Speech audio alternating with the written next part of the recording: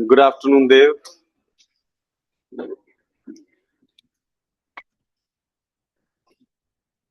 चलो बच्चों, so buoyancy is done and flotation is also done.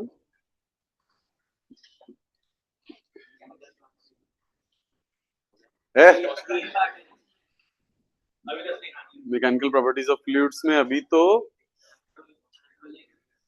सिर्फ अभी तो फ्लूइड स्टैटिक्स हुआ है, मतलब प्रेशर डेंसिटी बायंसी फ्लोटेशन ये हो गया। अब हम जाएंगे फ्लूइड को मूव कराने पर।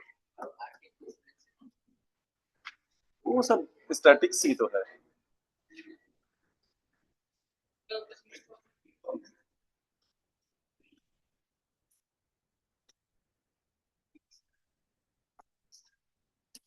अभी 25%,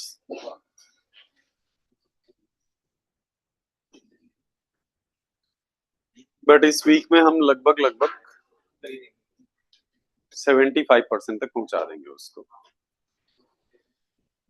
अब हम फ्लूइड को मूव करते हुए देखेंगे, और जब फ्लूइड को मूव करते हुए देखेंगे, फ्लूइड जब मूव करता है तो हम उसे मोशन नहीं बोलते, उसे फ्लो बोलते हैं। बोल सकते हैं मोशन भी, but generally we call it flow. तो सबसे पहले हम लोग समझेंगे कि फ्लो के क्या क्या टाइप्स हो सकते हैं, क्योंकि आगे हम जो भी बातें करेंगे वो बातें किसी पर्टिकुलर टाइप के फ्लो के लिए ही हो पाएंगी।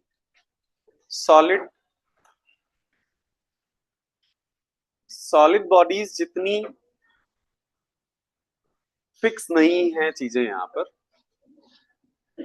फ्लूइड काफी अनसर्टेन और अनप्रेडिक्टेबल है, और इसलिए हमें कुछ आइडियल कंडीशंस सेट करनी होंगी। आगे की बातें फिर हम कभी आइडियल कंडीशंस के लिए करेंगे, कभी कभी वो कंडीशंस हटाएंगे, तो फिर बताएंगे कि क्या कंडीशंस हटा रहे हैं। सबसे पहली आइडियल कंडीशन ये होती है, ध्यान से समझना, सबसे पहली आइडियल कंडीशन ये होती है कि फ्लूइड को फ्रिक्शनलेस मान लेना। क्या मान लेना?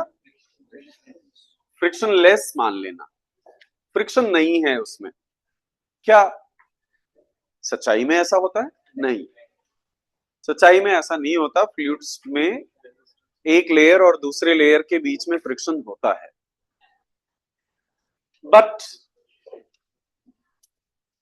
जैसा मैंने कहा, सॉलिड की मोशन को एनालाइज करना बहुत आसान है, फ्लूइड्स की मोशन को एनालाइज करना उतना आसान नहीं है, इसलिए कुछ आइडियल कंडीशन सेट करनी होती है। पहली आइडियल कंडीशन ये होती है कि हम फ्रिक्शनलेस मान लें। अगर एक फ्लो फ्रिक्शनलेस हो,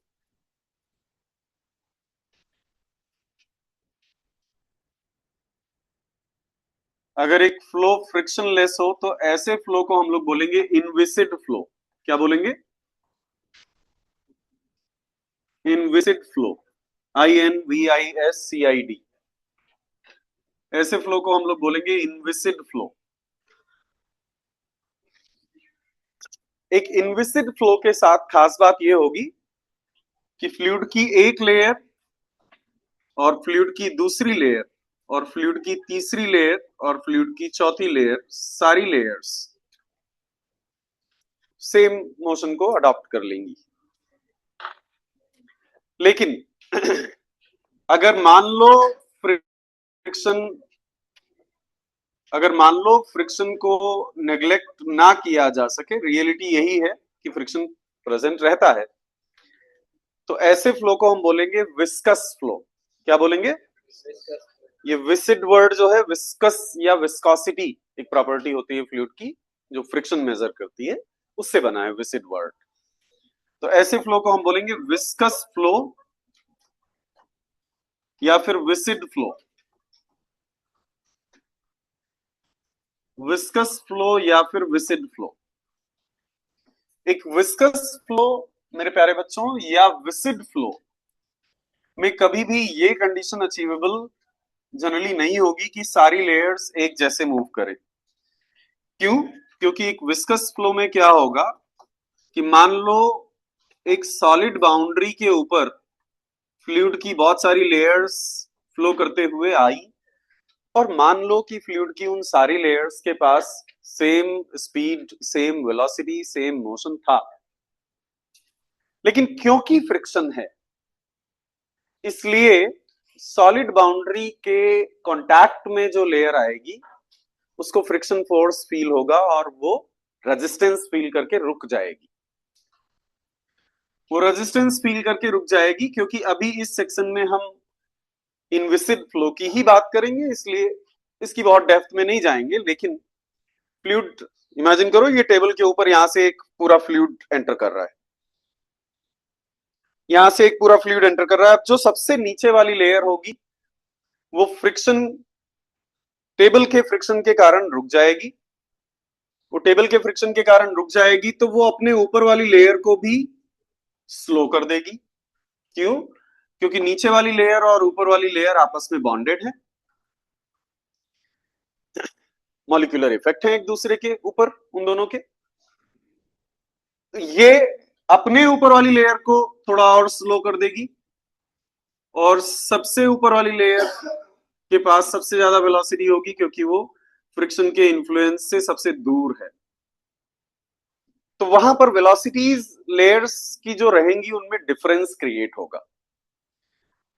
हालांकि ये चीज हम डिटेल में एक पूरा टॉपिक बन जाएगा, तो वहां हम डिटेल में डिस्कस करेंगे। और अभी के लिए बस इतनी सी बात कि अगर फ्रिक्शन नहीं होगा तो फ्लूइड ऐसे फ्लो कर रहा होगा तो उसकी सारी लेयर्स एक साथ चलेंगी, और अगर फ्रिक्शन होगा तो layer to layer to layer to layer velocity में डिफरेंसेस क्रिएट होते जाएंगे। मैं फिर से बता दूं, ये विस्कस फ्लो या विस्कोसिटी का डिस्कशन हम लोग अलग से करेंगे नेक्स्ट टॉपिक में, इसलिए इसमें बस इतनी सी बात नोट करके हम आगे बढ़ जाएंगे।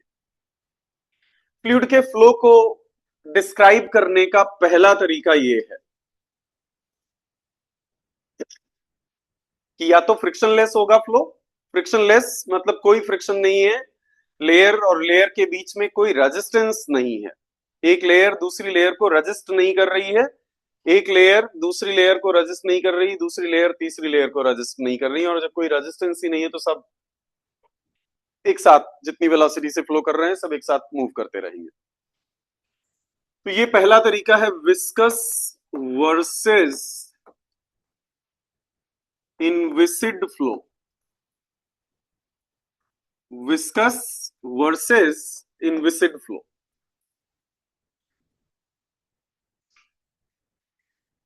इनविसिड फ्लो मतलब जिसमें फ्रिक्शन ना हो, विस्कस मतलब जिसमें फ्रिक्शन हो। रियलिटी क्या होती है हमेशा? रियलिटी यही है कि फ्रिक्शन तो रहेगा। दूसरा, वाटर जैसे फ्लूइड्स को स्टडी करते समय हम फेयरली मान सकते हैं कि डेंसिटी लगभग कांस्टेंट ही रहती है। प्रेशर बहुत ज्यादा चेंज करने पर भी डेंसिटी में कुछ खास चेंजेस नहीं होते। वाटर वाटर जैसे फ्लूइड्स के केस में डेंसिटी में बहुत खास चेंजेस नहीं होते, इसलिए डेंसिटी फेयरली कांस्टेंट रहती है। और अगर डेंसिटी फेयरली कांस्टेंट रहती है वाटर जैसे फ्लूइड्स की, तो एक गिवन मास को हम लिखते हैं density into volume. So density into volume is equal to anyways constant, क्योंकि एक गिवन मास की बात अगर कर रहे हो आप तो डेंसिटी इंटू वॉल्यूम फिक्स हो गया। अब डेंसिटी अगर कांस्टेंट है तो वॉल्यूम भी क्या हो गया? वॉल्यूम भी कांस्टेंट हो गया। तुम्हें याद हो पहले ही मैंने डिफाइन किया था कि एक ऐसा फ्लूइड जो अपने वॉल्यूम को चेंज ना करे, ऐसे फ्लूइड को हम इनकम्प्रेसिबल फ्लूइड कहते हैं। ऐसे फ्लूइड को हम लोग इनकम्प्रेसिबल फ्लूइड कहते हैं। अगर फ्लो के दौरान फ्लूइड का वॉल्यूम और उसकी डेंसिटी में चेंजेस ना हो रहे हैं। आई रिपीट वंस अगेन, अगर फ्लो के समय फ्लूइड के वॉल्यूम और डेंसिटी में चेंजेस ना हो, वॉल्यूम और डेंसिटी दोनों कांस्टेंट हो जाएं, ऐसे फ्लो को हम लोग बोलेंगे इनकम्प्रेसिबल फ्लो। क्या बोलेंगे? Incompressible flow. इसका मतलब ये है कि सर वो डिफॉर्म नहीं होगा, नहीं नहीं नहीं, ऐसा मतलब नहीं। डिफॉर्म होगा, डिफॉर्म होगा मतलब एक मोटा फ्लूइड पतला हो सकता है, ठीक है, एक थिक थिक लेयर जो है वो थिन हो सकती है, लेकिन अगर एक थिक लेयर फ्लूइड की, एक फ्लूइड का थिक मास थिन हो सकता है, बिल्कुल हो सकता है, लेकिन अगर वो थिन बनेगा तो उसकी लेंथ बढ़ जाएगी। तो क्या होगा, पहले अगर हम एक सिलिंड्रिकल इमेजिनेशन कर रहे हैं फ्लूइड का, तो उसका एरिया ज्यादा है, लेंथ कम। बाद में मेरे प्यारे बच्चों एरिया कम हो जाएगा और लेंथ ज्यादा हो जाएगी, वॉल्यूम उतना ही रहेगा। क्लियर है सभी को? तो इनकॉम्प्रेसिबल फ्लूइड का ये मतलब बिल्कुल नहीं होता कि वो डिफॉर्म नहीं हो सकता। इनकॉम्प्रेसिबल फ्लूइड डिफॉर्म हो सकता है, बस उसका नेट वॉल्यूम कभी चेंज नहीं होगा। जैसे आप ब्रेड्स को स्टैक करो और दबा दो, ठीक है, और ब्रेड्स दूसरी तरफ फैल जाएं। आप एक स्लैब ले लो और इस स्लैब को कंप्रेस कर दो, इतना कंप्रेस कर दो कि ये ऐसा फ्लैट हो गया, लेकिन वॉल्यूम चेंज नहीं हुआ। क्यों? क्योंकि वर्टिकल में कम हुआ और हॉरिजॉन्टल में बढ़ गया। क्लियर? तो डिफॉर्म तो हुआ बट वॉल्यूम चेंज नहीं हुआ। ऐसे फ्लो को हम लोग बोलते हैं इनकॉम्प्रेसिबल फ्लो, जिसमें मेरे प्यारे बच्चों डेंसिटी और वॉल्यूम फेयरली कांस्टेंट रहे, उनमें कुछ खास चेंजेस ना हो। If density and volume are fairly constant, they are not significantly changing, we will call it incompressible flow. Actually, bookish definition तो ये है कि परफेक्टली कांस्टेंट रहना चाहिए, बट हम जानते हैं रियलिटी में तो ऐसा नहीं होगा कि वाटर वगैरह की डेंसिटी लगभग कांस्टेंट रहती है, एग्जैक्ट फिक्स रहे ऐसा नहीं हो सकता। प्रेशर के साथ चेंज नहीं होती। तुम्हें याद है क्या डेंसिटी और प्रेशर चेंज में रिलेशन? हाँ बताओ। नहीं नहीं नहीं, एग्जैक्ट रिलेशन बल्क मॉडुलस के टर्म्स में। सभी लोग नोटबुक बंद करो, सभी लोग नोटबुक बंद करो, सभी लोग, सभी लोग नोटबुक बंद करो, सभी लोग तुरंत फटाफट नोटबुक बंद करो, all of you. Density, bulk modulus और प्रेशर चेंज में रिलेशन, खड़े हो जाओ। डेंसिटी, बल्क मॉडुलस और प्रेशर चेंज में रिलेशन। डेंसिटी में कितना चेंज होगा अगर प्रेशर में चेंज कर दूं मैं, बातें नहीं, अगर प्रेशर में चेंज कर दूं मैं डेल्टा पी। अभी संडे को टेस्ट दिया है तुमने ना फ्लूइड का, रिलेशन नहीं याद है? Rudra same question. Density, pressure change और बल्क मॉडुलस का एक रिलेशन था कि प्रेशर बढ़ाने पर डेंसिटी बढ़ती है, प्रेशर बढ़ाएंगे डेंस हो जाएंगे मॉलिक्यूल, प्रेशर बढ़ाने पर डेंसिटी बढ़ती है। लिक्विड्स के लिए स्पेशली हमने एक, गैसेस के लिए तो बहुत सिंपल है, rho one by rho two is equal to P one by P two, rho one by rho two is equal to P one by P two. Gases के लिए इट्स वेरी सिंपल, डेंसिटी का ratio is equal to pressure का ratio, ideal gas के लिए। But liquids के लिए एक अलग से मैंने रिलेशन डिराइव करवाई थी। Madhav same question. डेंसिटी में चेंज क्या होगा अगर प्रेशर में चेंज है delta P? Ishan same question. Akshay same question. Adhiraj same question. बस हो गया, v1 plus v2। Keshavi same question. Delta v upon v, ये क्या होता है? Garvit same question. Ritvik same question.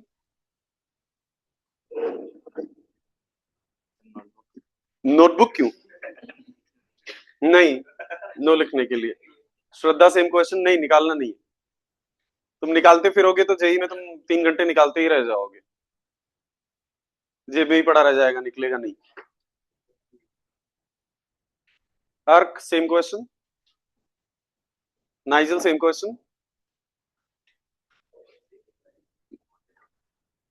ये सब मत बताओ मुझे, ठीक? मैं पूछ रहा हूं डेल्टा रो का फॉर्मूला डेल्टा पी के टर्म्स में।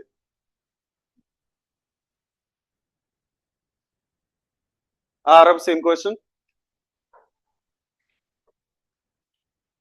Abhyuday same question. हाँ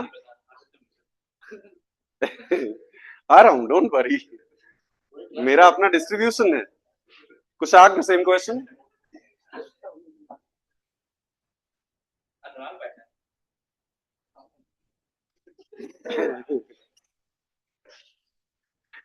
नील same question.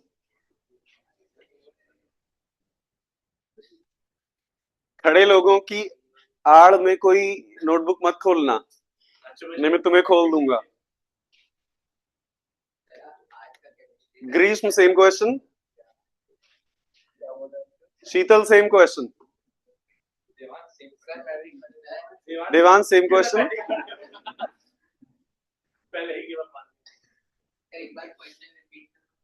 Shivam same question.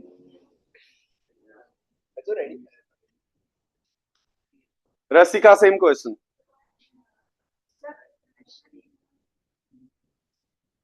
ये डेल्टा रो क्या होगा डेल्टा पी और बल्क मॉड्यूलस के टर्म्स में? Pressure multiplied by density divided by K. Delta rho is equal to P by P rho by K. Advitiya सही है क्या ये?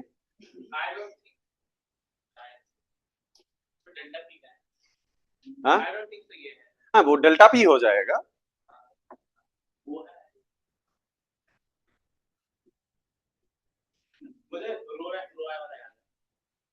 हाँ वही है, सेम ही है, मैं डेल्टा रो के टर्म्स में पूछ रहा हूँ। हाँ सही है,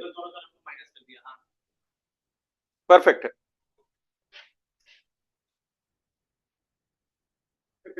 कितने लोग बैठे हैं फाइनली? 1 2 3। उसको याद है, उसको रटा हुआ है, मालूम है मुझे। इतना जजमेंट मुझे है कि किसको उठाऊंगा तो दोबारा बैठाना नहीं पड़ेगा। हाँ आता था मैं उस पे, वहां से इधर। अभी कितने, 1 2 3 4 5 बचे थे ना? बट अब 5 में मैं वहां आ गया था जहां मुझे था कि नाउ, हाँ नाउ द आंसर में बी कमिंग। तो भाई ऐसे कैसे चलोगो? हाँ, तुम तो निकालते रहोगे, तुम्हारा फॉर्मूला वहां डिराइव करते रहोगे, ऐसे नहीं होगा ना बेटा। तुम वहां, तुम्हारे पास इतना टाइम नहीं होगा कि तुम बैठ के फॉर्मूला डिराइव करो। वही टाइम तुम सेव करोगे तो किसी और चीज में लगा पाओगे ना। तो तुम्हें अगर, मतलब देखो ये तो बेयर मिनिमम बात है, तुम्हें फॉर्मूलाज तो कम से कम रटे हुए होने चाहिए भाई। अगर फॉर्मूलाज नहीं रटे हुए हैं तो आगे की क्या एक्सपेक्टेशन करूंगा मैं? पूरी क्लास खड़ी हो गई। सर बॉन्डिंग बहुत है ना हमारी क्लास में। We are so coherent, so bonded with each other. हम किसी एक दो को अकेले कैसे खड़ा होने दे सकते हैं? साथ साथ फेल होंगे। हाँ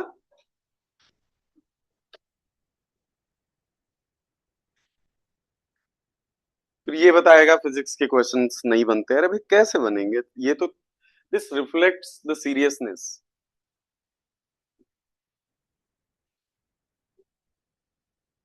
बैठो।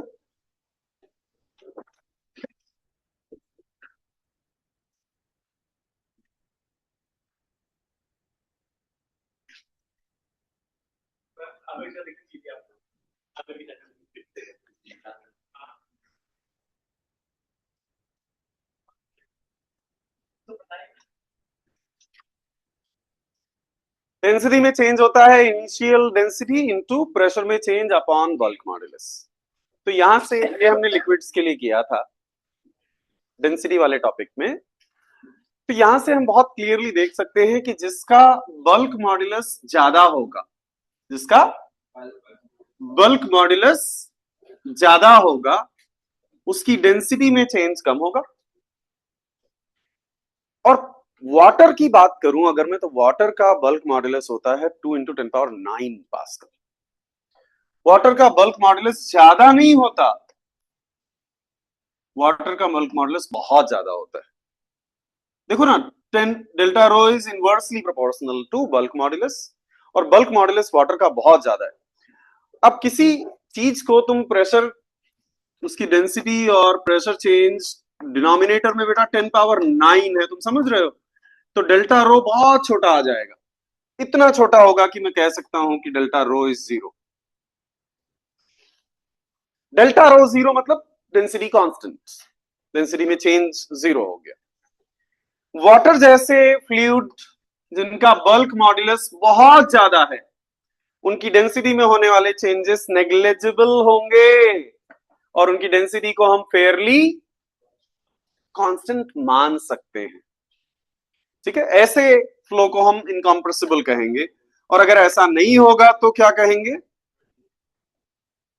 अगर ऐसा नहीं होगा तो क्या कहेंगे? अगर ऐसा नहीं होगा तो हम कंप्रेसिबल कहेंगे। याद रखना, real world is full of so many examples जहां फ्लो फ्रिक्शनल होगा यानी कि विस्कस होगा, एंड फ्लो कंप्रेसिबल होगा। इनफैक्ट कोई भी सबमरीन या नेवी का जितना एप्लीकेशन है वो बिना विस्कस के डिजाइन ही नहीं किया जा सकता, और कोई भी एयरक्राफ्ट को बिना कंप्रेसिबल के डिजाइन नहीं किया जा सकता। पानी में जाएंगे, सबमरीन बॉडीज डिजाइन करेंगे तो पानी का फ्रिक्शन इतना है कि हमें विस्कस फ्लो ही मानना पड़ेगा। या इवन डोमेस्टिक पाइप की जो सप्लाई है, सारी इंडस्ट्रियल सप्लाई, उसमें भी सब फ्रिक्शन ही फ्रिक्शन है। और जब हवा में जाएंगे तो हवा इतनी कॉम्प्रेसिबल है कि वहां हम इनकॉम्प्रेसिबल नहीं मान सकते। एयरक्राफ्ट और उसके आसपास जो हवा का प्रेशर होगा, जो एरोडायनेमिक्स होगा, उन सब में कॉम्प्रेसिबल फ्लो ही चलेगा। लेकिन हम आइडियली ऐसा मानने वाले हैं कि पहले हम मानेंगे फ्लो इनविसिड भी है और इनकॉम्प्रेसिबल भी है। इनविसिड होना मतलब फ्रिक्शन नहीं है, इनकॉम्प्रेसिबल होना मतलब डेंसिटी कांस्टेंट है। या इनकॉम्प्रेसिबल को एक तरह से और बोलते हैं, वॉल्यूम में चेंजेस 0 है। नहीं, वॉल्यूम कांस्टेंट है मतलब वॉल्यूम में चेंजेस 0 है। ठीक है, ये था फ्लो को डिफाइन करने का दूसरा तरीका, incompressible versus compressible flow. Incompressible versus compressible flow.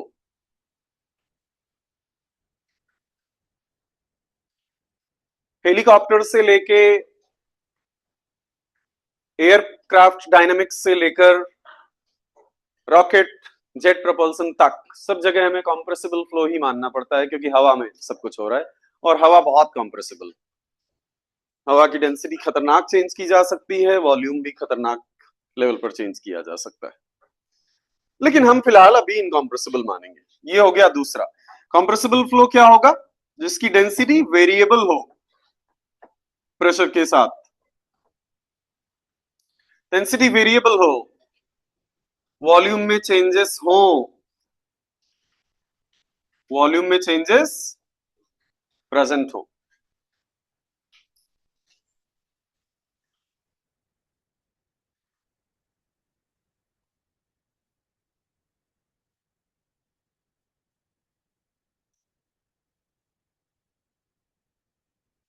मेरे बच्चों, फ्लो को देखने का तीसरा तरीका होगा, तुम जानते हो मोशन देख रहे हैं हम लोग, और मोशन का मतलब है हम टाइम की बात किए बिना नहीं रह सकते।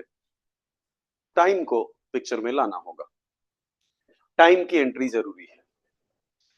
जब भी फ्लो होगा, ध्यान से समझना मेरी बात को, जब भी फ्लो होगा फ्लूइड का, तो किसी भी पॉइंट पर, मेरी बात को ध्यान से समझना, किसी भी पॉइंट पर, मान लो एक तुम्हारे सामने से ऐसे नदी फ्लो हो रही है, या नॉर्मल पानी का स्ट्रीम फ्लो हो रहा है, तुम कभी कभी देखोगे कि पानी का स्ट्रीम जो फ्लो हो रहा है, एक पर्टिकुलर पॉइंट पर अगर तुम फोकस कर लोगे तो तुम्हें एग्जैक्ट सेम पिक्चर लगातार दिखाई पड़ेगी। हालांकि पानी आ रहा है, पानी जा रहा है, पानी आ रहा है, पानी जा रहा है, पानी आ रहा है, पानी जा रहा है, लेकिन शांत नदी अगर तुम देखोगे और उसमें कहीं एक छोटी सी डंडी गड़ी है या कोई ऑब्स्टेकल पड़ा हुआ है, पत्थर पड़ा हुआ है, तो उसके आसपास से पानी जिस तरह से डाइवर्ट होके जा रहा होगा, तुम्हें वही पिक्चर लगातार दिखाई पड़ेगी। स्टैटिक नहीं, शांत नदी मतलब जिसमें बहुत लहरें, बहुत टर्बुलेंस ना हो। शांत नदी मतलब जो एक फ्लो में हो। तो एक शांत नदी है जिसमें बहुत टर्बुलेंस नहीं है, बहुत डिस्टरबेंसेस नहीं है, मछलियां नहीं है बहुत सारी, जानवर इधर उधर नहीं उछल रहे हैं, शांत नदी है, आराम से फ्लो कर रही है। उसमें कोई ऑब्स्टेकल अगर पड़ा होगा तो तुम देखोगे कि उसके आसपास से पानी जैसे डाइवर्ट होके जा रहा होगा, उसके पत्थर के पास आके हर बार हर पानी का वही मोशन दिखेगा तुम्हें। हाँ, दिखेगा या नहीं? ऐसे ही तो होता है। या किसी कैनल में पिलर है तो पिलर के आसपास तुम देखोगे पानी आता है, और हर पानी की आने वाली हर स्ट्रीम पिलर के पास आती है और वही चीज अडॉप्ट कर लेती है, फिर नेक्स्ट स्ट्रीम आती है वही चीज अडॉप्ट कर लेती है। क्लियर? तो ऐसे केसेस में हम लोग कहते हैं कि एक गिवन लोकेशन पर, कहा, एक गिवन लोकेशन पर, एक गिवन लोकेशन पर टाइम के साथ चीजें चेंज नहीं हो रही। आई रिपीट वंस अगेन, इसका मतलब ये मत समझना कि फ्लो नहीं हो रहा है, फ्लो हो रहा है, लेकिन एक गिवन लोकेशन पर टाइम के साथ चीजें चेंज नहीं हो रही। एक गिवन लोकेशन पर मैं अगर देख रहा हूं तो मुझे आने वाला पार्टिकल यहां आता है तो एग्जैक्ट अपने पिछले वाले पार्टिकल की कॉपी लगता है, जगह ले लेता है, उसकी कॉपी लगता है, उसका रेप्लिका लगता है। ऐसा लगता है पिछले वाला पार्टिकल भी तो यहां से जब पास हुआ था तो ऐसे ही पास हुआ था, ऑब्स्टिकल था, फिर अगला पार्टिकल आया वो भी ऐसे ही पास हुआ, अगला पार्टिकल आया वो भी ऐसे ही पास हुआ। ऐसे फ्लो को जहां एक लोकेशन पर, एक लोकेशन पर टाइम के साथ सब कुछ कांस्टेंट हो जाए, ऐसे फ्लो को हम लोग कहते हैं स्टेडी फ्लो। क्या कहते हैं? Steady flow. ऐसे फ्लो को हम लोग कहते हैं steady flow.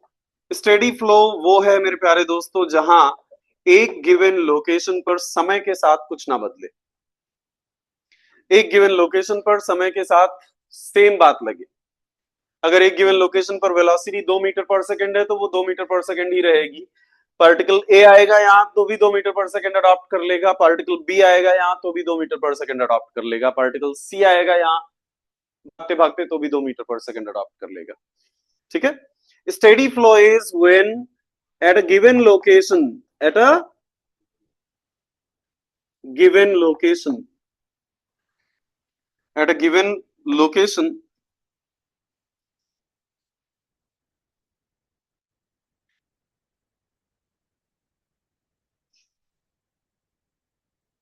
velocity does not change with time.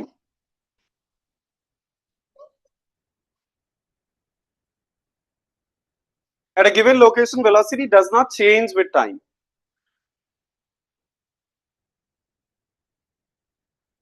जैसे तुम शांत वाटरफॉल,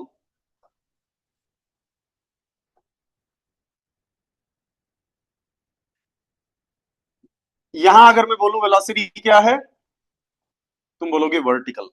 यहां बोलूं वेलोसिटी क्या है, तुम बोलोगे हॉरिजॉन्टल।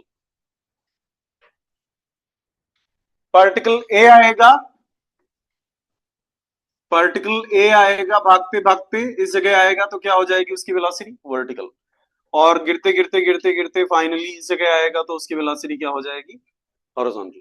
मतलब स्टेडी फ्लो में क्या है, एक लोकेशन पर सब कुछ फिक्स है, वहां आने वाले हर इंसान को वही अडॉप्ट करना पड़ेगा। टॉल पे सारी गाड़ियों को रुकना पड़ेगा। ठीक है? तो टॉल के आसपास तुम देखोगे कि स्टेडी फ्लो दिखेगा तुम्हें, क्योंकि सारी गाड़ियां टॉल पे आएंगी तो जीरो अडॉप्ट कर लेंगी, फिर जाएंगी। याद रखना, स्टेडी फ्लो वो नहीं है जिसमें पार्टिकल की वेलोसिटी फिक्स हो गई, नहीं, एक लोकेशन पर वेलोसिटी फिक्स हो गई। याद रखना, ए ने चेंज किया खुद को। कभी कभी आपसे पूछा जाएगा स्टेडी फ्लो में एक्सीलरेशन क्या होगा, तो तुम कहोगे सर आपने बताया था velocity does not change with time, acceleration zero हो गया। नहीं बाबा, एक्सीलरेशन है। देखो, ये पार्टिकल यहां पे कुछ और वेलोसिटी के साथ मूव कर रहा है, यहां आया कुछ और वेलोसिटी के साथ मूव करने लगा, एक्सेलरेशन है, उसकी वेलोसिटी चेंज हुई, लोकेशन पे नहीं चेंज हुई। हाँ, इसी लोकेशन पे पार्टिकल बी आएगा, पार्टिकल बी आएगा, भागते भागते यहां आएगा तो वर्टिकल हो जाएगा, फिर भागते भागते आएगा यहां आएगा तो हॉरिजॉन्टल हो जाएगा। तुम डिफरेंस समझो इस बात को। क्या वेलोसिटी टाइम के साथ चेंज हो रही है? हाँ। क्या ए की वेलोसिटी टाइम के साथ चेंज हो रही? हाँ। क्या बी की वेलोसिटी टाइम के साथ चेंज हो रही? हाँ। एक गिवन लोकेशन पर वेलोसिटी टाइम के साथ चेंज हो रही है? नहीं। जब लोकेशन नंबर 1 पे ए आया, वो भी वर्टिकल 5 मीटर पर सेकंड हो गया, जब बी आया वो भी वर्टिकल 5 मीटर पर सेकंड हो गया। लोकेशन नंबर 2 पे जब ए आया, वो भी हॉरिजॉन्टल 4 मीटर पर सेकंड हो गया, जब बी आया वो भी हॉरिजॉन्टल 4 मीटर पर सेकंड हो गया। सो स्टेडी फ्लो में ये बहुत इंपॉर्टेंट बात है, at a given location velocity does not change with time. और अगर ऐसा ना हो तो हम बोलेंगे फ्लो अनस्टेडी फ्लो है। At a given location velocity changes with time, तो हम बोलेंगे फ्लो अनस्टेडी फ्लो है। Flow is unsteady flow.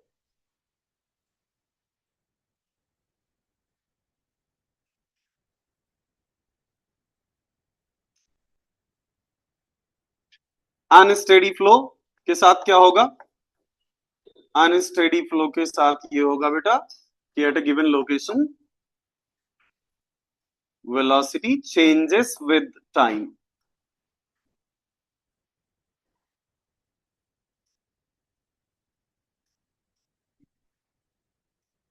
At a given location velocity changes with time. Flow को क्लासिफाई करने का ये मेरे प्यारे बच्चों तीसरा तरीका है, steady flow versus unsteady flow. Steady versus unsteady flow. हाँ,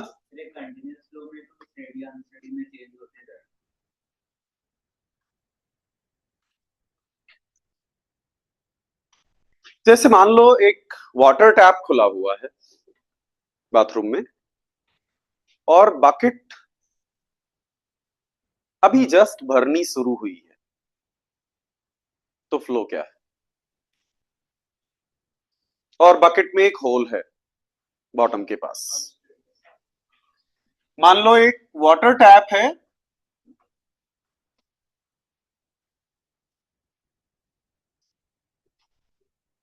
और उस वाटर टैप को हमने ओपन कर दिया, और एक बकेट है जिसमें पानी गिर रहा है।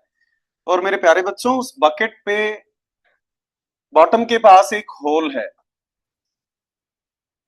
और मैं आपको बता दूं कि टैप से आने वाला पानी कहीं ज्यादा है होल से निकलने वाले पानी के कंपैरिजन में। फ्लो क्या है? अनस्टेडी। क्यों अनस्टेडी? क्योंकि शुरू में जैसे ही पानी आएगा भागेगा यहां से, ठीक है, बट पानी के पास ज्यादा हेड नहीं है, ज्यादा तेज नहीं भाग पाएगा।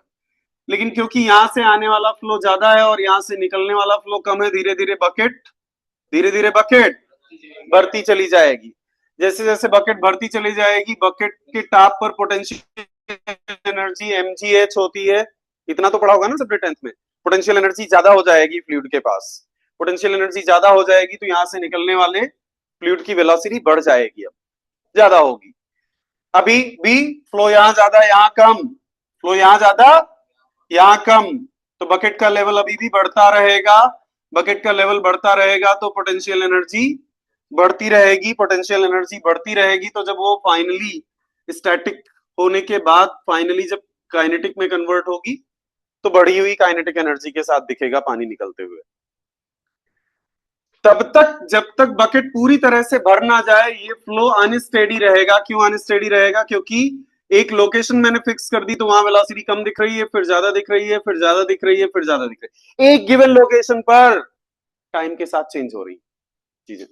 लेकिन एक बार बकेट पूरी भर गई, एक बार बकेट पूरी भर गई, तो अब इसका एच चेंज कर सकते हो क्या तुम? अब पानी जितना भी एक्स्ट्रा पानी है वो यहां से ओवरफ्लो होता रहेगा, लेकिन एच नहीं बदलेगा, इसलिए आउटलेट या जो होल है, एच नहीं बदलेगा तो पोटेंशियल एनर्जी नहीं बदलेगी, पोटेंशियल एनर्जी नहीं बदलेगी तो उसके होल से निकलने वाले पानी का वेलोसिटी नहीं बदलेगा। तो हम कहेंगे कि अब होल पे स्टेडी फ्लो। नहीं, कैसे कम होगा? अभी भी टैप खुला हुआ है ना, टैप बंद थोड़ी ना किया, वो बस ओवरफ्लो हो जा रहा है। और इवन ओवरफ्लो भी एक, अगर ये टैप में मैंने कुछ घटाया नहीं बढ़ाया नहीं तो ओवरफ्लो भी सेम पैटर्न पे होता रहेगा। तो यहां भी हम देखेंगे हमें सेम ही चीज बार बार स्प्लैश होते हुए दिखेगी, एक गिवन लोकेशन पर एक ही गिवन वेलोसिटी दिखेगी। पानी का पाथ फिक्स हो गया, पाथ फिक्स हो गया। स्टेडी फ्लो की एक निशानी होती है कि वो सेट हो जाता है। अब ये सेट हो गया मामला, अब इसमें कुछ चेंजेस नहीं होने, अब ये जैसा है ऐसा ही चलता रहेगा। मतलब एक समय एक फोटो में खींच लूं तो वही फोटो 10 सेकंड बाद भी सिस्टम को डिस्क्राइब करेगी। क्लियर? एक अनस्टेडी फ्लो के लिए पूरा वीडियो बनाना पड़ेगा, एक स्टेडी फ्लो के लिए एक फोटो ही काफी है, क्योंकि वही फोटो ही बार बार बार बार बार बार रिपीट हो रही है। फिलहाल तुम इतनी, अगर मैंने बेस्ट एग्जांपल दिया तुम्हें कि कैसे शुरू में फ्लो अनस्टेडी है और एक बार बकेट भर गई तो फ्लो स्टेडी हो गया, क्योंकि एक बार बकेट भर गई तो तुम हाइट नहीं चेंज कर सकते पानी की, तो पानी की हाइट यानी पोटेंशियल एनर्जी नहीं चेंज होगी, तो वो पोटेंशियल एनर्जी जब काइनेटिक एनर्जी में कन्वर्ट होगी तो वो भी चेंज नहीं होगा। तो बकेट के होल से उसी स्पीड से पानी निकलता हुआ दिखेगा, आज कल परसों साल भर बाद। अगर ये ऐसे ही चलता रहे साल भर तो साल भर ऐसे ही दिखता रहेगा। बकेट का होल यानी एक गिवन लोकेशन, और एक गिवन लोकेशन पर टाइम के साथ कुछ भी बदलेगा नहीं। जब एक गिवन लोकेशन पर टाइम के साथ कुछ ना बदले तो उसे हम कहते हैं steady flow, then we call it steady flow. ये जरा नोट हो गया होगा आई सपोज, अगर नोट हो गया तो हम लोग आगे बढ़े।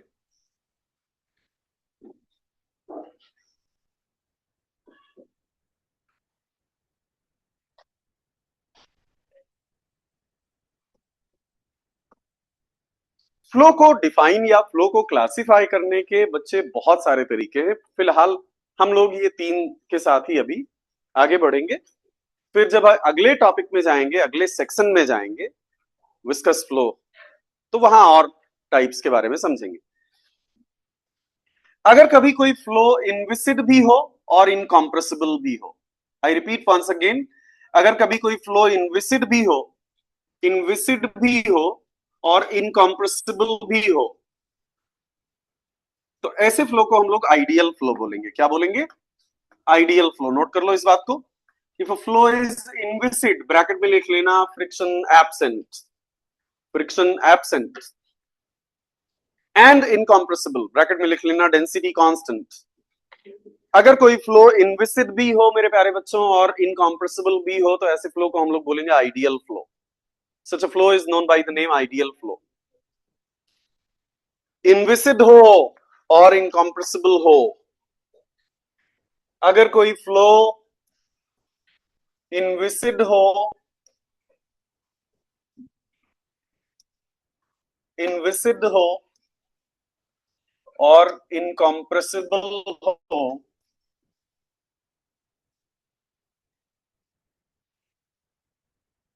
then we'll call it ideal flow.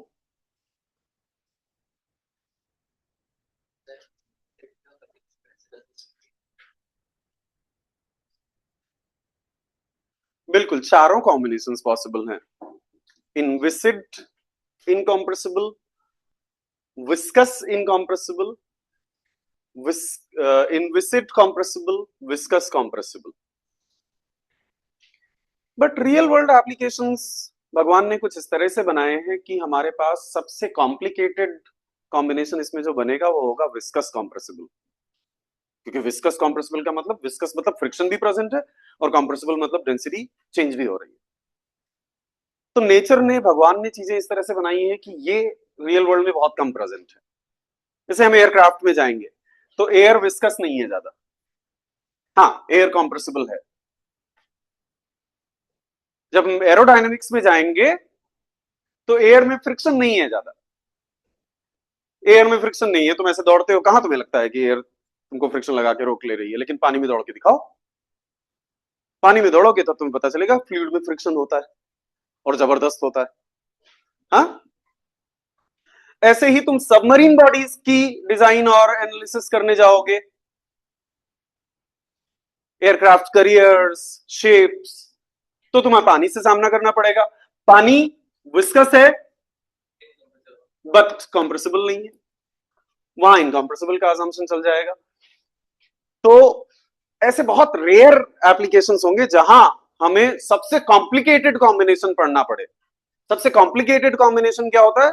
सबसे कॉम्प्लिकेटेड कॉम्बिनेशन होता है विस्कस प्लस कंप्रेसिबल, फ्रिक्शन भी प्रेजेंट हो और डेंसिटी चेंज भी हो रही हो फ्लो के दौरान। खैर, आपको क्या पढ़ना है? आपको सिर्फ आइडियल पढ़ना है, मतलब आपको चारों कॉम्बिनेशंस में बस यही पढ़ना है अभी, इनविसिड और इनकॉम्प्रेसिबल, फिर थोड़ा सा विस्कस देखेंगे। अभी फिलहाल इनविसिड और इनकॉम्प्रेसिबल पढ़ना है, मतलब हमारे लिए फ्रिक्शन जीरो और हमारे लिए फ्लूइड की डेंसिटी कभी चेंज नहीं होगी। क्लियर है सभी को? आगे की बातें हम करने वाले हैं। इनविसिड के लिए, इनविसिड का मतलब हो गया फ्रिक्शन एब्सेंट,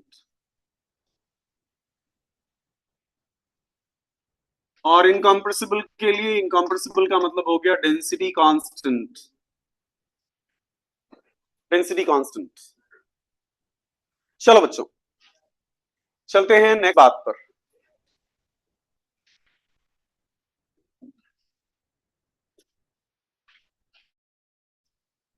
नेक्स्ट बात, अब क्योंकि ये फ्लो हो रहा है फ्लूइड, हम लोग जानना चाहेंगे कि एक गिवन एरिया से कितना फ्लूइड फ्लो कर गया, कितना फ्लूइड पास हो गया। एक गिवन एरिया से कितना फ्लूइड फ्लो कर गया या कितना फ्लूइड पास हो गया यूनिट टाइम में। वी वुड, हाँ, इसे हम कहेंगे वॉल्यूम फ्लो रेट। क्या कहेंगे?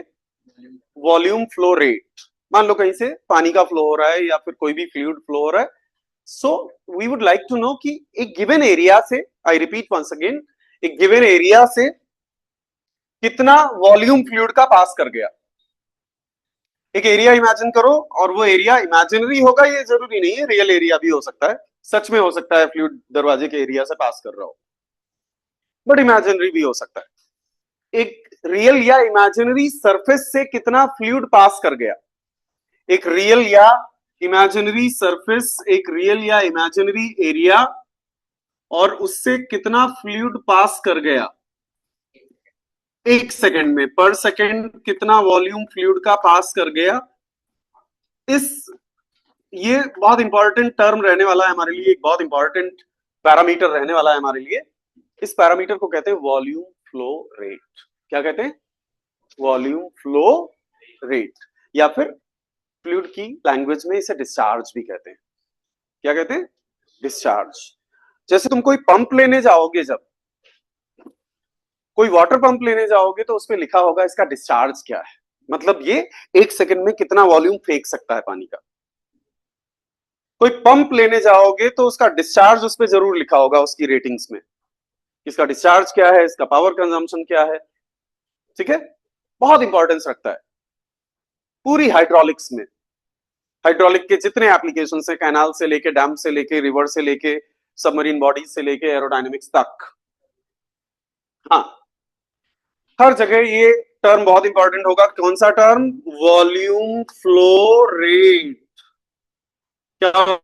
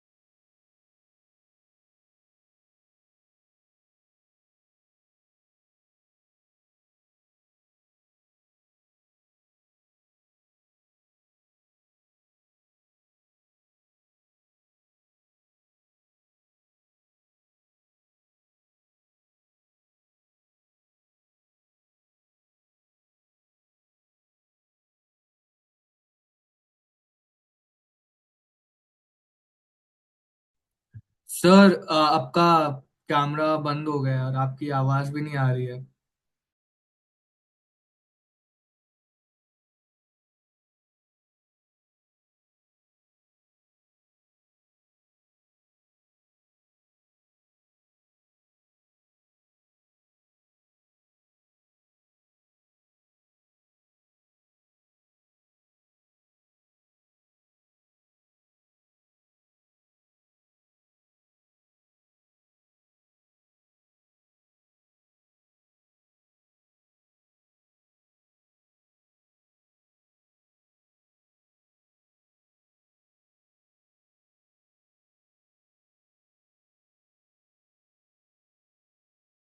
देखो, passing through a given area in unit time, एक गिवन एरिया से यूनिट टाइम में पर सेकेंड कितना वॉल्यूम पास कर गया, that is called as volume flow rate.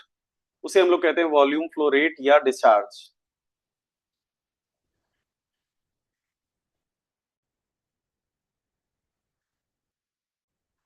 We call it volume flow rate और डिस्चार्ज। नोट करो फटाफट।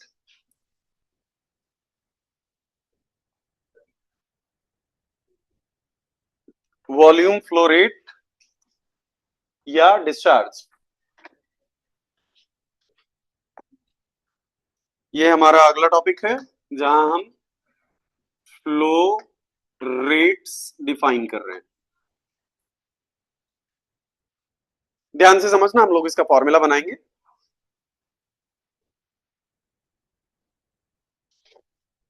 क्या है ये है volume per unit time, volume per unit time. ध्यान से समझना, मान लो एक गिवन एरिया ए है, एक गिवन एरिया ए है, और मान लो उससे निकलने वाला फ्लूइड, मान लो उससे उस एरिया को निकलने वाला फ्लूइड, उस एरिया को क्रॉस करने वाला fluid,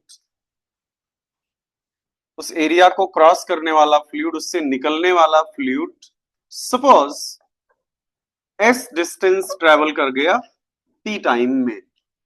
suppose S distance travel कर गया उससे निकलने वाला फ्लूइड।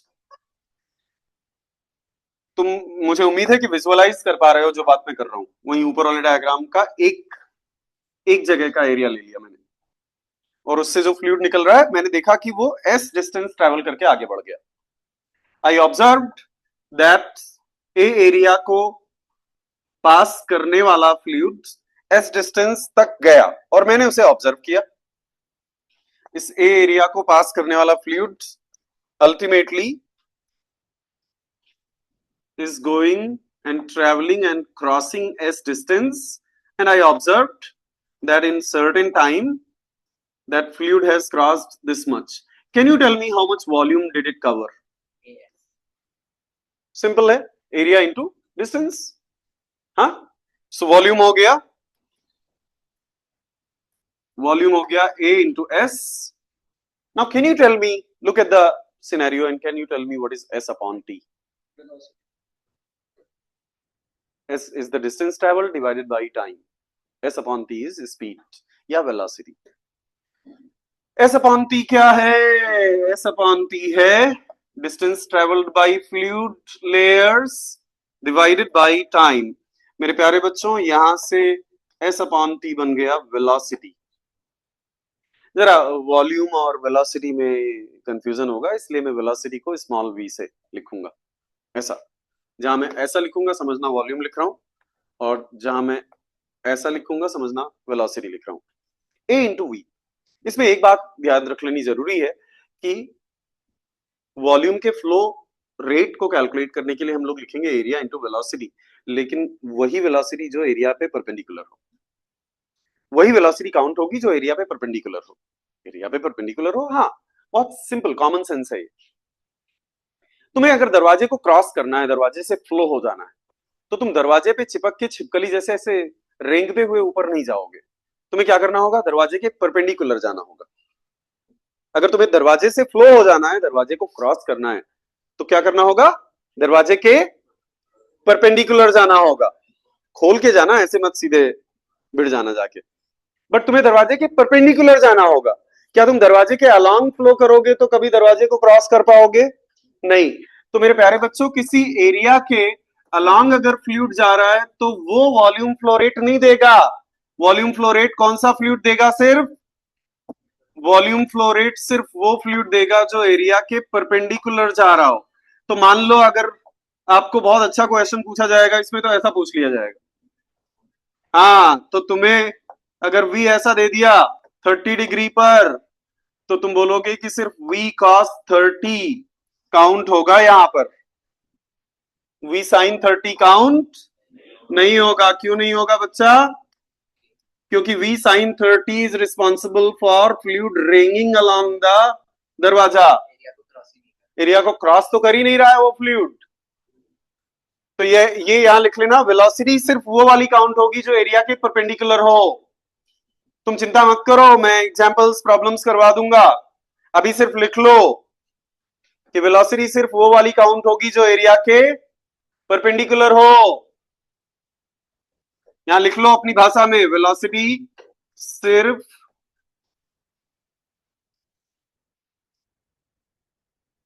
वो वाली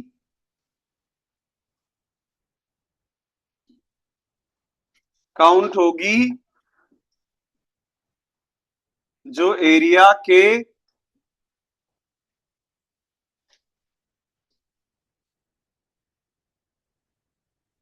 परपेंडिकुलर हो। वेलोसिटी सिर्फ वो वाली ही काउंट होगी जो एरिया के परपेंडिकुलर हो। क्लियर है सभी को? बट फिलहाल हम ये बार बार v परपेंडिकुलर नहीं लिखेंगे, हम सीधे सीधे लिखेंगे discharge is equal to area into velocity. Discharge is equal to area into velocity. अब मान लो मैं आपसे पूछ लूं कितना मास फ्लो कर गया, मान लो मैं आपसे पूछ लूं कितना मास फ्लो कर गया। एग्जैक्टली सो अगर मैं पूछ लूं मास फ्लो रेट, तो बच्चों मास क्या होता है? Density into volume. मास क्या होता है? Density into volume. सो बेटा मास फ्लो रेट क्या हो जाएगा? मास फ्लो रेट को हम लोग डिनोट करेंगे m डॉट से।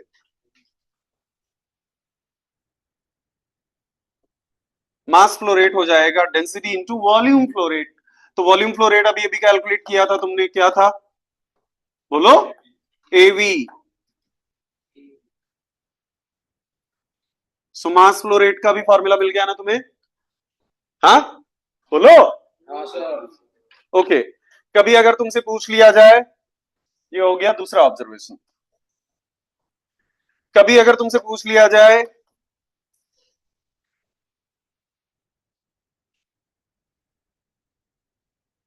चलो उस पर हम विस्कस फ्लो में जाएंगे।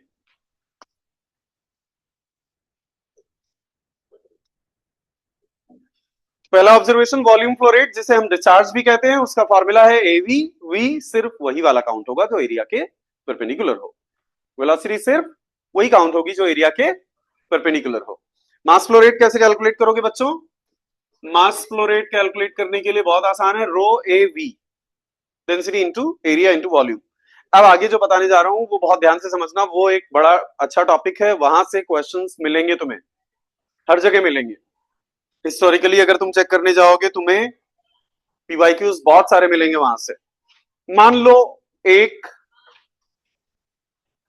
सर्टेन स्पेस है और उसमें फ्लूइड आ रहा है और फ्लूइड जा रहा है, फ्लूइड आ रहा है और फ्लूइड जा रहा है। जैसे अभी बकेट हमने देखी थी, बकेट में दोनों चीजें हो रही थी ना, फ्लूइड आ रहा था और फ्लूइड जा रहा था। आ कहां से रहा था? टैप नल से। और जा कहां से रहा था? बकेट में बॉटम के पास एक होल था, वहां से जा रहा था। ये समझना इसलिए जरूरी है क्योंकि हर पंप, हर टरबाइन, हर एयरक्राफ्ट, हर सबमरीन बॉडी, हर नदी, हर डैम, हर जगह यही होगा। फ्लूइड का काम है बहते रहना। क्या काम है? बहते रहना। ऐसा क्यों लग रहा है जैसे सबको जेल में डाल दिया गया हो, आज ही सजा सुनाई गई हो तमाम सबूतों और गवाहों के मद्देनजर। इस पूरी क्लास को 7 साल की सजा 50 करोड़ के साथ। हाँ सीरियसली आई मीन, सबके चेहरे, सबकी शक्ल देख के ऐसे लग रहा है कि पैदा क्यों हुए .com। तो बेटा हर तरह के एप्लीकेशन में फ्लूइड का काम है फ्लो करते रहना, पंप हो या मोटर, टरबाइन हो या कंप्रेसर, हर जगह फ्लूइड फ्लो करता रहता है। गाड़ी में भी पेट्रोल जलता है, एग्जॉस्ट गैसेस बाहर निकलती है, पेट्रोल जलता है, एग्जॉस्ट गैसेस बाहर निकलती है, हर जगह। इसलिए हम एक जनरल कॉन्फ़िगरेशन ले रहे हैं। बहुत सिंपल एग्जांपल मैंने बकेट का दिया था आपको, जहां इनलेट भी है और आउटलेट भी है, जहां इनलेट भी है और आउटलेट भी है। बात समझ में आती है सभी ने? इनलेट भी है बच्चे और आउटलेट भी है। मैंने मान लिया कि यहां से जो मास फ्लो रेट अंदर जा रहा है वो है m1 डॉट, और मैंने मान लिया यहां से जो मास फ्लो रेट बाहर निकल रहा है वो है m2 डॉट। एक एक बात को ध्यान से समझना, अगर आप समझने वाले लोगों में से हो, नहीं तो ज्यादातर रिसोर्सेज में रटवा दी जाती है, फाइनली जो कंक्लूजन मिलेगा रटवा दिया जाएगा। m1 डॉट और m2 डॉट, अगर m1 डॉट और m2 डॉट में डिफरेंस है तो अंदर फ्लूइड लगातार या तो बढ़ रहा होगा या कम हो रहा होगा। अरे बकेट वाला एग्जांपल सोचो ना भाई, टैप से पानी ज्यादा गिर रहा है और होल से कम निकल रहा है, तो बकेट में पानी बढ़ता गया या नहीं? बकेट में पानी बढ़ता गया या नहीं? बढ़ता गया। सो क्या अंदर जो मास बैठा हुआ है वो मास चेंज होगा? अगर मान लो मैं 2 किलोग्राम पर सेकेंड अंदर भेज रहा हूं और 0.5 किलोग्राम पर सेकेंड बाहर निकाल रहा हूं, तो बाकी 1.5 किलोग्राम कहां गया? बाकी 1.5 किलोग्राम अंदर मास में इंक्रीज होता रहेगा, मास में इंक्रीज होता रहेगा, अंदर के सिस्टम का मास चेंज होता रहेगा। And my dear friends, that mass में change will become equal to naturally difference of these two. हाँ, अरे भाई तुम सिंपल बात तो कर रहा हूं यार।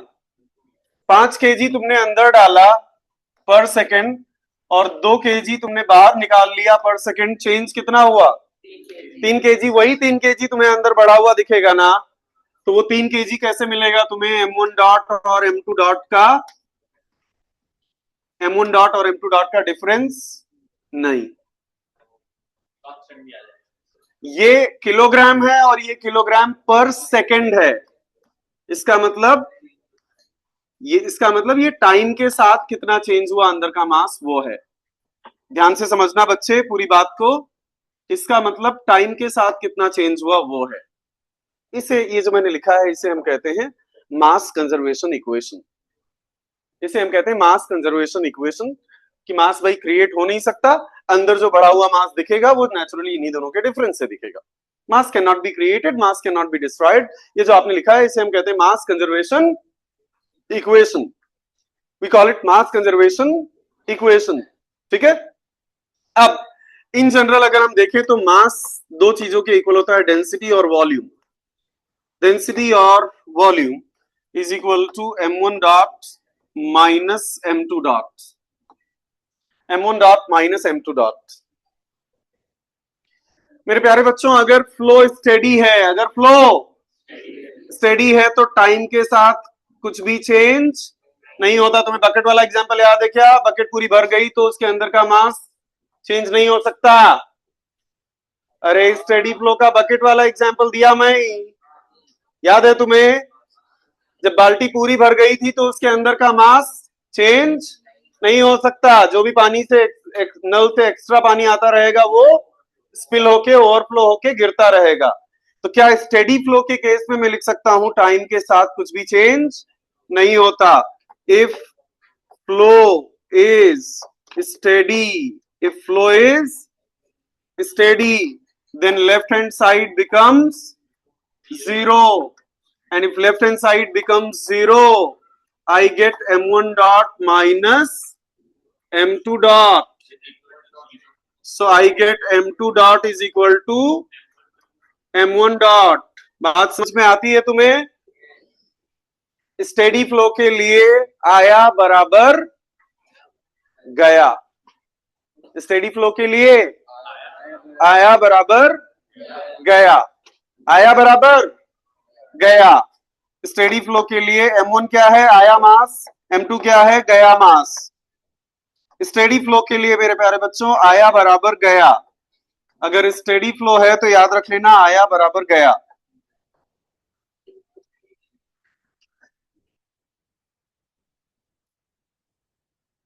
स्टेडी फ्लो है तो आया बराबर गया। If it is steady flow we can always write आया बराबर गया। Inflow is equal to outflow. Again bucket वाला एग्जांपल जो मैंने दिया वहां से आप रिलेट करो, बकेट में स्टडी कब हो गया था फ्लो? जब बकेट का लेवल चेंज नहीं हो रहा है। जब बकेट का लेवल चेंज नहीं हो रहा है, बकेट का लेवल चेंज नहीं हो रहा है, बकेट के अंदर मास में कोई चेंज नहीं हो रहा है। तो अंदर अगर कोई चेंज नहीं हो रहा है तो नेचुरल सी बात है जितना आया उतना गया, जितना आया उतना गया।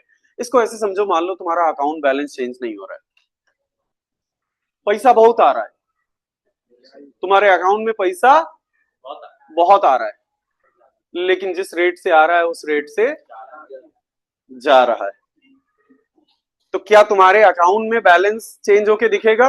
नहीं। इसको ऐसे समझो कि इस सिटी में एंटर करने वाली कारें और इस सिटी से जाने वाली कारें दोनों बराबर हो। 100 कार अगर एंटर कर रही हैं और 100 कार निकल रही है, तो सिटी में जितनी कार है वो कभी चेंज हुई क्या? लेकिन एक चीज याद रखना, कार का नंबर चेंज नहीं हुआ, लेकिन कार की क्वालिटी चेंज हो गई। हो सकता है मर्सिडीज एंटर की हो और वैगनार निकल गई हो। याद रखना, ये कभी कभी आपसे हालांकि पूछा नहीं जाएगा, लेकिन बहुत एडवांस लेवल पर यह बात पूछी जा सकती है कि स्टेडी फ्लो में क्या सिस्टम के मास के लेवल में चेंज होता है? आप बोलोगे नहीं। फिर आपसे पूछा जाएगा क्या सिस्टम के मास की आइडेंटिटी चेंज होती है? आप बोलोगे हाँ। आइडेंटिटी मतलब दूसरा फ्लूइड आके बैठता है लगातार, मसुआ बकेट में उतना ही है, लेकिन थोड़ी देर बाद अगर गंदा पानी गिरने लगेगा तो बकेट में गंदा पानी दिखेगा। बकेट एक बार फुल हो गया तो फुल ही रहेगा, लेकिन थोड़ी देर बाद दूध गिरने लगेगा तो बकेट में दूध दिखेगा। क्वालिटी चेंज होती रहेगी। तुम्हें बात समझ में आ रही है ना? स्टेडी फ्लो का मतलब इस शहर में जितनी कारें हैं उतनी ही कारें रहेंगी। क्यों? क्योंकि आने वाली कारें बराबर जाने वाली कारें, लेकिन इस शहर में जितनी कारें हैं उनकी वैल्यू या उनकी क्वालिटी चेंज हो सकती है। हो सकता है कि मर्सिडीज आई हो और वैगनार गई हो। क्लियर है सभी को? स्टेडी फ्लो के अंदर क्या टोटल मास चेंज होगा सिस्टम का? नहीं। क्या स्टेडी फ्लो के अंदर मास की आइडेंटिटी चेंज होगी? हाँ, मास की आइडेंटिटी चेंज हो सकती है।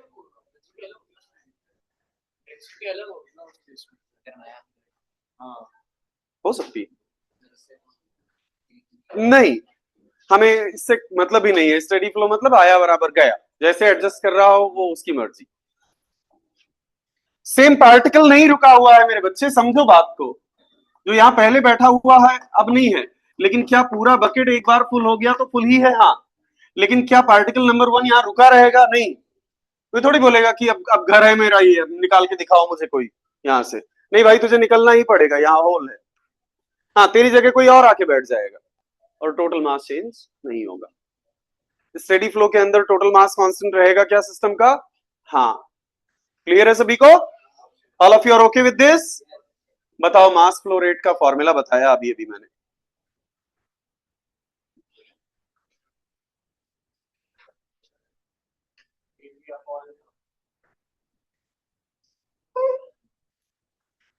बेटा समझो बात को सभी लोग।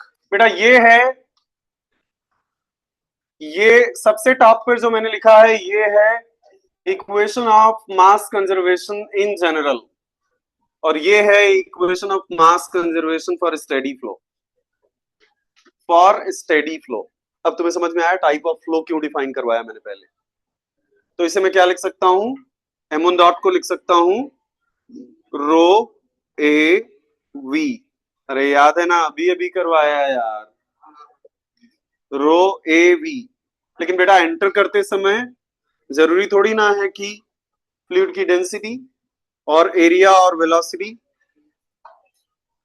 सेम हो सकता है एंटर करते समय कुछ डिफरेंट हो सकता है एंटर करते समय जो होल है उसका एरिया कुछ और और बाहर निकलते समय जो होल है उसका एरिया कुछ और हो सकता है एंटर करते समय वेलोसिटी कुछ और और बाहर निकलते समय वेलोसिटी कुछ और हो सकता है एंटर करते समय डेंसिटी कुछ और हो सकता है बाहर निकलते समय डेंसिटी कुछ और हो। सो m1 को मैं लिख सकता हूं ρ1 a1 v1 और m2 को लिख सकता हूं ρ2 a2 v2। अब मान लो कि फ्लो इनकॉम्प्रेसिबल भी है। अब मान लो कि फ्लो इनकॉम्प्रेसिबल भी है। assume that flow is incompressible। बताओ क्या होगा? अगर फ्लो इनकॉम्प्रेसिबल है तो क्या हो जाएगा? इनकॉम्प्रेसिबल फ्लो है तो डेंसिटी चेंज नहीं हो सकती। इनकॉम्प्रेसिबल फ्लो है तो डेंसिटी चेंज नहीं हो सकती।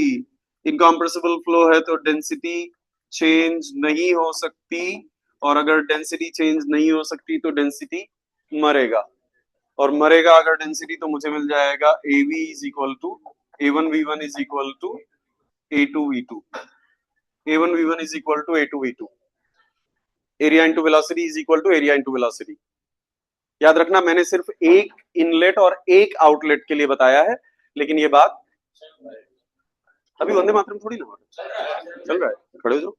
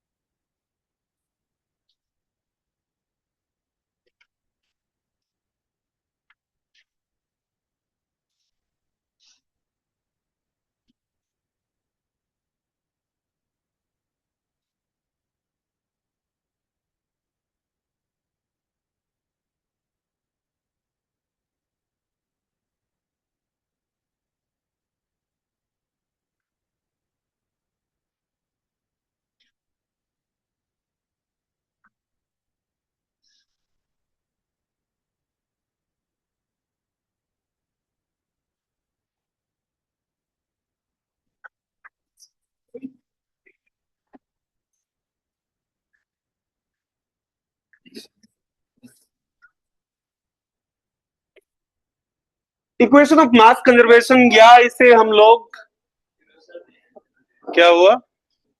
नोटबुक खोलो वापस।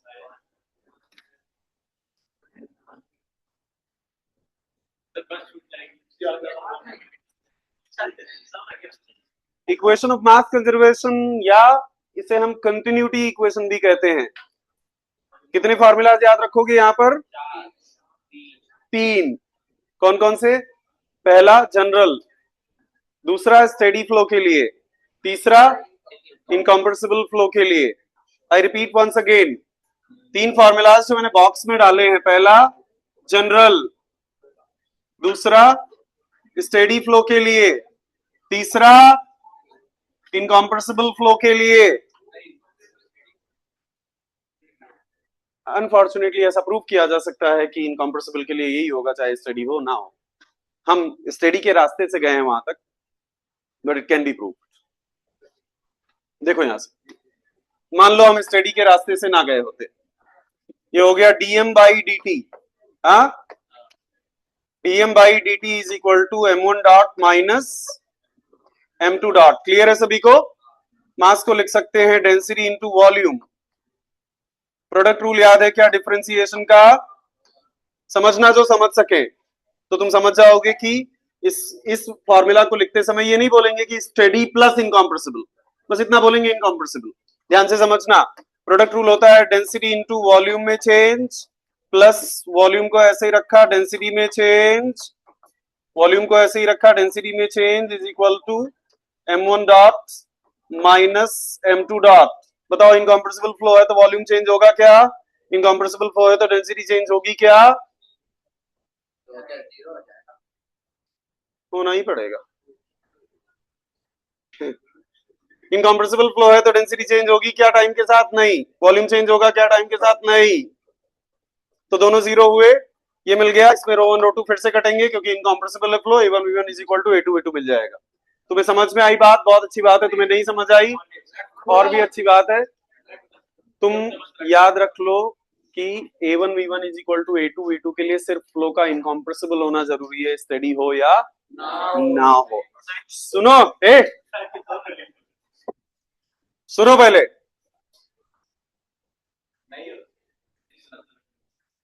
हो रहा है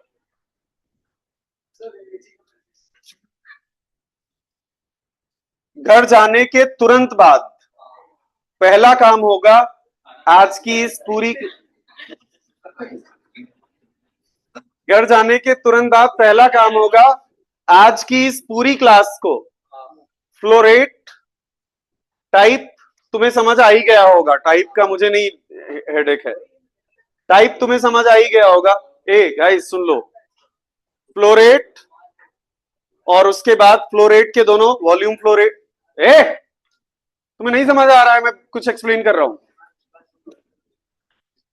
वॉल्यूम फ्लोरेट पूरा डेरिवेशन A1V1 परपेंडिकुलर काउंट होगा, मास फ्लो रेट पूरा डेरिवेशन, और उसके बाद कंटिन्यूटी या मास कंजर्वेशन इक्वेशन के तीनों फॉर्म, जनरल, स्टेडी, इनकॉम्प्रेसिबल। क्योंकि शाम को हम करने वाले हैं इसकी प्रैक्टिस, शाम को करने वाले हैं इसकी प्रैक्टिस, इसलिए जाके रिवाइज करके बैठोगे शाम की प्रैक्टिस के पहले। Thank you so very much.